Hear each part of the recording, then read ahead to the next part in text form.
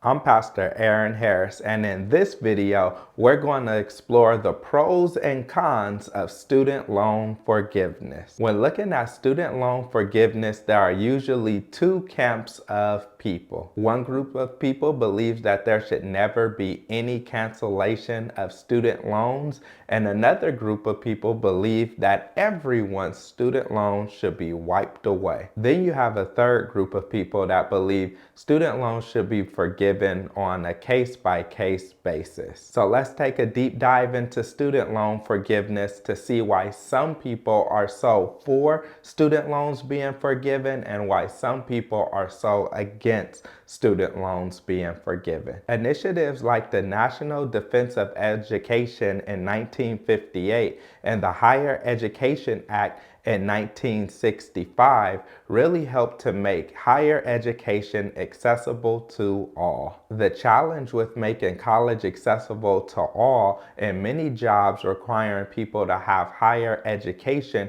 in order to get higher positions is that many people flooded to start going to colleges where demand was high. And so where demand was high, the prices started going higher and higher. Today, we find ourselves in a student loan crisis where over 45 million Americans have student loan debt, and we as Americans have collectively over $1.7 trillion worth of student loans. So the debate begins with how do we deal with this almost $2 trillion crisis that we have on our hands today. Many Americans complain that they do not make enough money at their job or on their career once they graduate college to be able to pay back their student loans. And this delays them from doing things like buying a home, starting a business, or even starting a family. So the student loan forgiveness program is a program that forgives many people who have student loans if they make consistent payments over a period of about 10 years. They're able to get those all completely forgiven if they are working for like a nonprofit organization. Some people want to go ahead and get as many student loans forgiven as possible because they believe that this would function as a stimulus to our economy, where once people aren't paying student loans, that they'll go out and buy more things, they'll start families, they'll buy homes, which will ultimately boost our economy. Others make the argument that the money has to come from somewhere, so the amount of money that they will be forgiven would be picked up by taxpayers. And many taxpayers say that is not fair for them to have to pay for student loans that others has taken out. Many people in favor of student loan forgiveness point out the fact that colleges charge an exuberant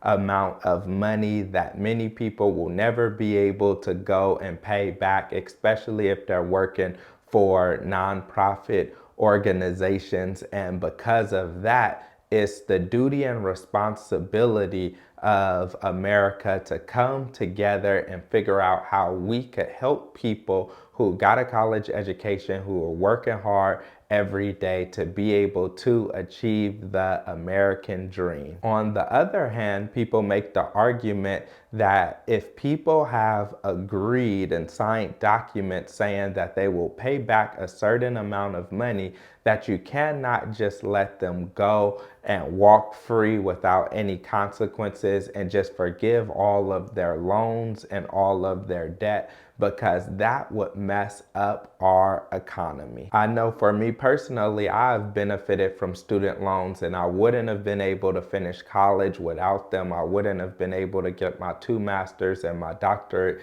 degree without student loans, so I am grateful for them. But I can admit that when they said student loans were going to be forgiven for people who work in nonprofit organizations, I did think to myself, man, I should have took out more student loans if I knew that they were just going to get forgiven. And that's one of the mentalities that people do not want to creep into America, where people people are just borrowing as much money as possible and not worrying about how much money they're taking out, because they know in the future, once they graduate, they can go and they can easily get them forgiven. If you create an economy where people are borrowing tens of thousands or hundreds of thousands of dollars without any intention of paying that money back, then that does not create a great culture. So that brings us to the ethical question of what is justice?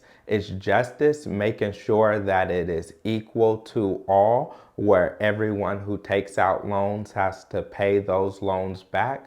Or is justice making sure that there is equity, where those in lower income environments or those with lower income salaries who's working at nonprofit organizations are not going to be overwhelmed and overburdened by student loan debt that they are not going to be able to pay off. I know some people that have so much student loan debt that they just believe they're going to have that debt forever. They're not making payments on it. They're not thinking about making payments on it. They're not thinking about loan forgiveness. They're just going to completely wipe it out of their mind because they believe that it is too much money for them to pay back. And so one of the arguments of student loan forgiveness is that you want to give people hope.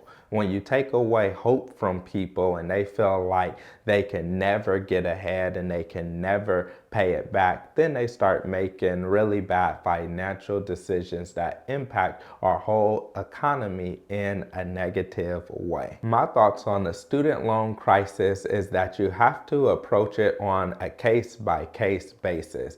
I do not believe that the answer is to cancel everyone's student loans and just make the taxpayer pay for all the loans that everyone decided to take out. And I don't believe that the answer is to shut off student loans and forgiveness and say that we're not forgiving any student loans. But I do believe that there needs to be a balance of something in the middle. One of the things I don't agree with our current student loan plan is that someone can have $20,000 in student loans and someone can have $300,000 in student loans. But when it comes to forgiveness, they are treated exactly the same. Where, like I said, that almost incentivizes people to go out and pull as much money as you can in student loans and pull that out and use that money for whatever you want to use it for, because